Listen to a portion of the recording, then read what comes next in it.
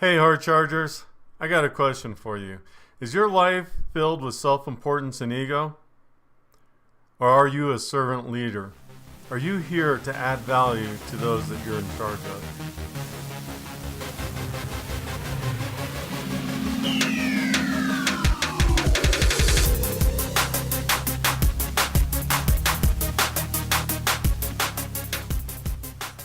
The law of addition simply states that leaders add value to others.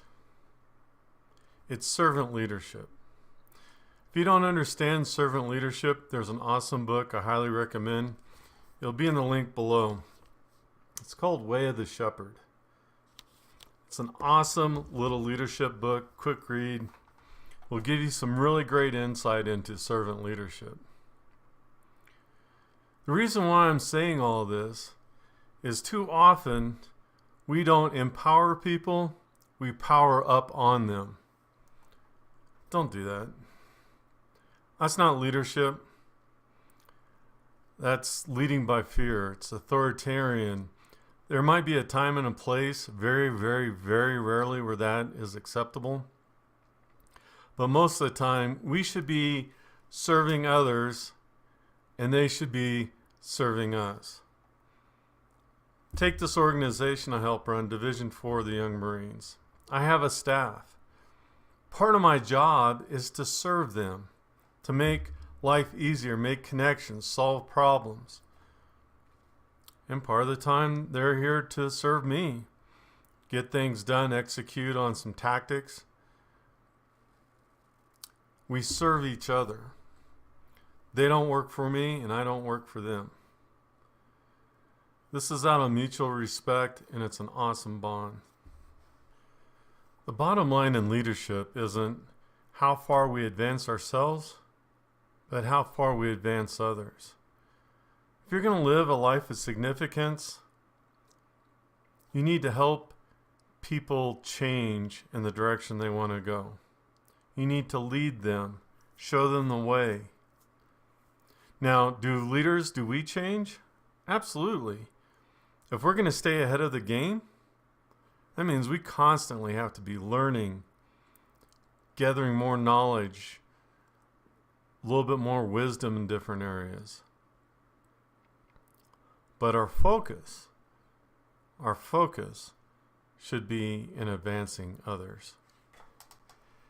Now this next slide is going to be a hard slide because you have to stop and ask yourself,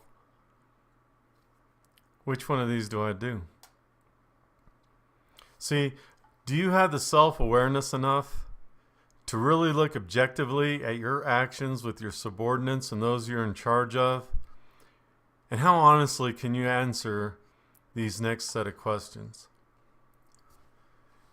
If you can't give evidence of making things better for your people, then you're probably a subtractor. Now let me talk about that for a minute.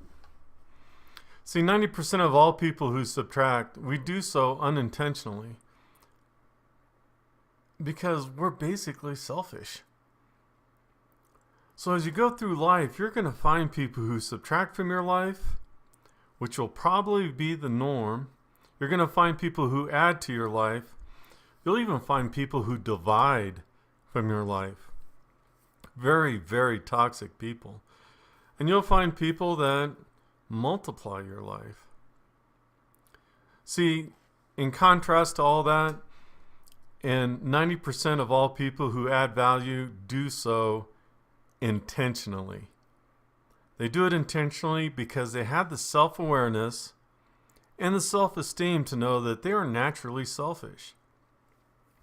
And adding value requires me to live on purpose. If you add enough value to enough people, your time, energy, effort are all going to multiply. Are you making things better for the people who follow you? I got some homework for you. I want you to write the name of 5 people in your personal life closest to you. Next to each name, I want you to write 3 ways you show them you care. If you can't write 3 ways, to show them that you care daily? Write 3 ways that you're willing to do.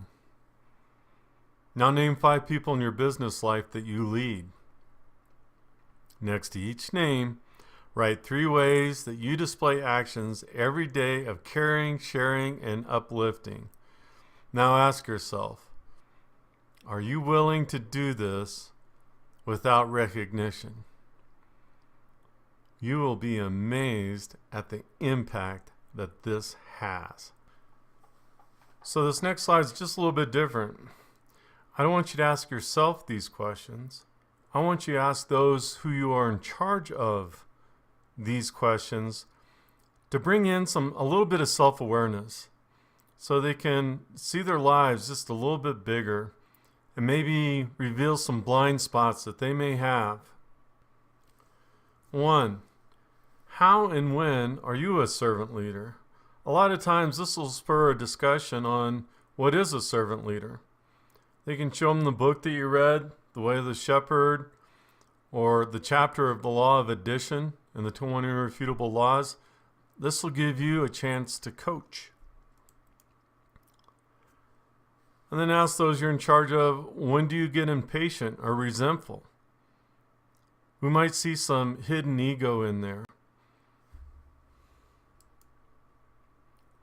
Are there tasks beneath your dignity or position? That's really revealing. Are they willing to empty their own trash can if the need arises?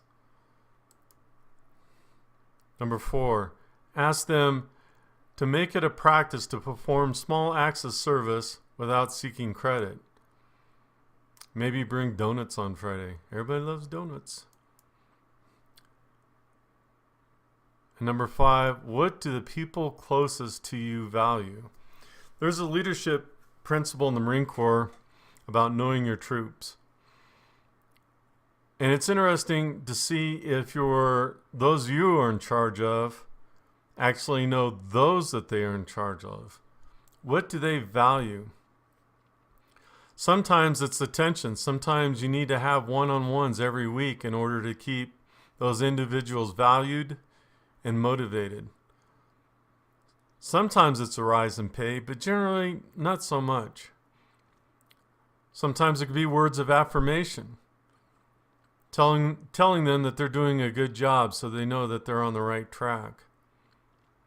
Everybody has a different way to perceive that they're appreciated.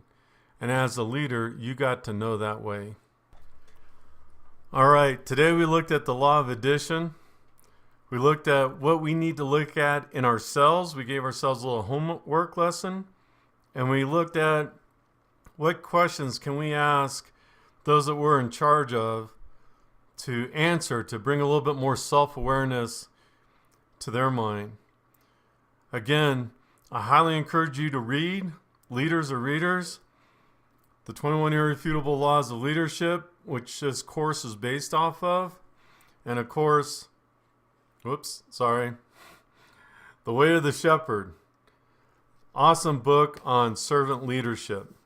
You can find links to those in down below on the YouTube, and also on my course on Thinkific. So thanks for this time.